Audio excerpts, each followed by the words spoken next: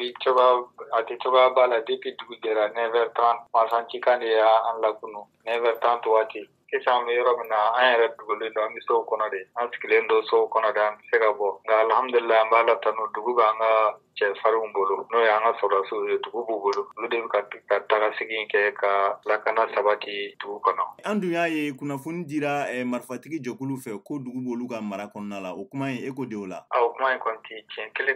kelen t'a la dugu b'an ka faamaw de bolo an ka kɛlɛkɛdenw de bolo mun y'an ka sɔrɔdasiw ye dugu b'olu de bolo an ɲɛ b'u la olu de b'u ka mobiliw kɔnɔ u bɛ taa ka segin na wa olu de bɛ marifacikan na u bɛ kɛ ka minnu donna dugu kɔnɔ olu de bɛ kɛ k'u ɲɛ dugu kɔnɔna la sisan sa yɛrɛ dugu bɛ an ka sɔrɔdasiw de o de la an b'a la tanu. Mais ni mankan in a daminɛna wagati jumɛn na? A daminɛna 9h30 waati i b'a dɔn depuis dugu jɛra 6h30 avion tɛmɛna ka taa gosili kɛ sanfɛla ninnu na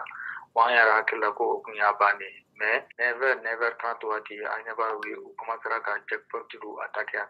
ka don dugu kɔnɔna la quoi. Bon heureusement sɔrɔdasiw bɛ checkpoint ninnu kan olu fana ye riposte engagé depuis o la an ka sɔrɔdasiw ma sigi u jɔlen don u bɛ kɛlɛ la fo ka na se nin waati in na sisan kɔni an bɛ waati min na marifacikan a dɔgɔyara dɔɔnin i bɛ kelen-kelenninw de mankan mɛn n'o tɛ a dɔgɔyara dɔɔnin. Dugu kɔnɔna la est ce que mɔgɔw bolofɛnw tiɲɛna wa ou bien mɔgɔw bɔnɛna u ni na wa dugu kɔnɔ wa? Bon sisan an tɛ se ka foyi fɔ la parce que an bɛ sokɔnɔnaw la mɔgɔ si ma bɔ fɔlɔ an ma bɔ kɛnɛma pour que k'a dɔn ni tiɲɛni ni fɛn minnu kɛra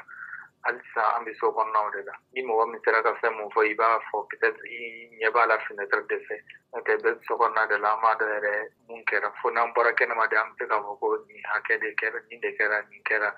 hakɛ de sara n'o tɛ an bɛ kɛ k'a mɛn ko u ye dɔ ninnu minnu nana attaquer k'u ye caman fɔ o la mais an bɛ kɛ k'a mɛn de mais an m'a ye fɔlɔ fo an ka bɔ kɛnɛma. Mais e dun y'a dɔn cogo di k'a fɔ ko sebaya bɛ saridasolakaw de bolo? Ne y'a dɔn ko sebaya b'u bolo parce que an jɔlen bɛ yɔrɔ min na an bɛ sokɔnɔna min na an bɛ kɛ ka yeli kɛ fenêtre de fɛ an ɲɛ b'u la u b'u ka mobiliw kɔnɔ u bɛ va et vient la i m'a faamuya donc an ɲɛ b'a la fɛnɛ u ye yɔrɔ fɛn fɛn tigɛ parce que kan yɔrɔ ninnu ni yɔrɔ caman bɛ u y'a tigɛ mɔgɔ tɛ ka gɛrɛ yen yɛrɛ kuma tɛ i ka fɛn la an ɲɛ b'a la ko o yɔrɔ ninnu bɛɛ b'u bolo olu de bɛ o yɔrɔ ninnu bɛɛ la o de la n y'a fɔ ko sebaya b'u bolo.